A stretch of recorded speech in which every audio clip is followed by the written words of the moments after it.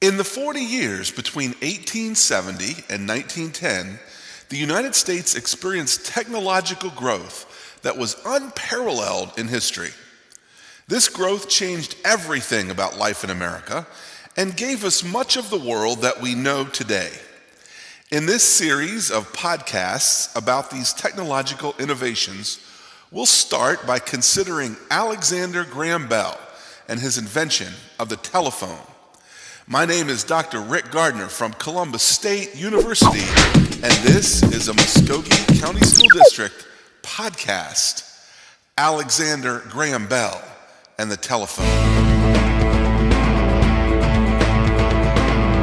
When Benjamin Franklin discovered electricity in the 1750s, he didn't grasp just how important his discovery would later become. The greatest invention that he developed out of his discovery was the lightning rod. This prevented houses and barns from being burned as a result of getting struck by lightning. But in the 1840s, an American named Samuel Morse put Franklin's discovery to great use. If one person could send an electric shock through a wire to another person at a great distance, Morse thought that maybe they could somehow communicate with each other. All they needed, according to Morse, was to agree to a code of electric signals that represented letters. So Morse devised a system of long and short electric signals, dots and dashes, that represented letters. For example, 3 short dots represented the letter S, and 3 long dashes represented the letter O. So if a person needed to send a call for help, he would just send ... dash, dash, dash, ... The person on the other end would read SOS, which is an acronym for Save Our Souls, meaning we need help.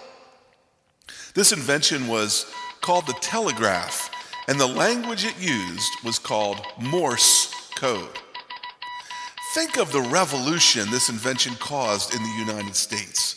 One day it would take perhaps a day or two to get a message from one state to the next by means of the mail, the Pony Express.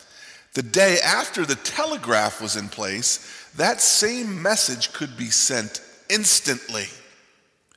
The first exhibition of the telegraph was done by Morse in 1844 when a wire that extended from Washington, D.C. to Baltimore was demonstrated.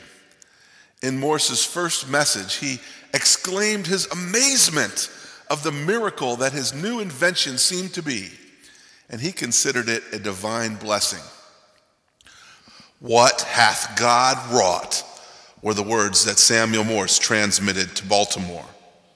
By the time of the American Civil War, telegraph wires were strung all over the United States.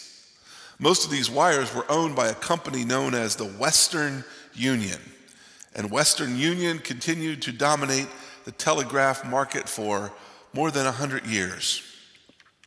Now, in 1876, another inventor came on the scene who was trying to find ways to help deaf people hear better. Well, he was experimenting with electricity, with telegraph wires, with magnets and other sorts of things, and he ended up taking the telegraph to a new level. Alexander Graham Bell discovered a method whereby he could send his voice through the telegraph wire. When he first stumbled upon the right process, he spoke into one end of his contraption, and he knew that his assistant, Watson, was in the other room on the other end. "Watson, come here, I want you," were the first words sent across a new invention that would be called the telephone. Now, Alexander Graham Bell patented his new invention in 1876. As a result of his patent, no one else in the U.S. were allowed to make telephones. Until over 100 years later, Bell had a monopoly on the telephone industry. All telephones in the United States were made and owned by the Bell Telephone Company. How then did people get them in their houses? Well, I'm even old enough to remember that as a young man, my family had to rent the phones in our house from the Bell Telephone Company. And if they needed repair, the Bell Telephone Company would have to come and fix them. When we moved, we had to return the phone back to the Bell Telephone Company. What about the telephone lines? Indeed, Bell invented the telephone, but he needed to have them connected by the wires. Well, Western Union already had wires everywhere, so Bell began to explore a merger with Western Union, which was a company who had recently merged with the American Telegraph Company.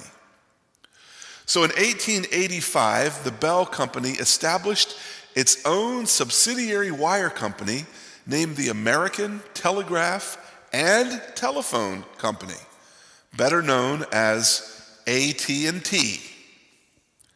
Now, one last thing about the Bell telephones. At first, there were no phone numbers. All calls were directed by an elaborate system of telephone operators. When you picked up the phone, an operator would be notified and would respond. This created a major need for telephone operators and a huge new job market. Now, one of the most important and fascinating aspects of this new job market was this. The Bell Company realized that more people were likely to use their product if the operator's voice was female rather than male. There was something about females that just seemed more pleasant and appealing than the harsh tone of a male. So the invention of the telephone opened up a large new job market for women. There was, however, this concern about female operators. Many held a stereotype that women enjoyed gossip. And since the phone operators had the ability to listen in on phone calls, there was some apprehension that maybe whatever you say on the phone could be spread to all the ladies around town by the operator in her circle of friends. It was perhaps unintentionally a prototype for Facebook. My name is Dr. Rick Gardiner from Columbus State University. This has been another Muskogee County School District podcast. Alexander Graham Bell and the telephone.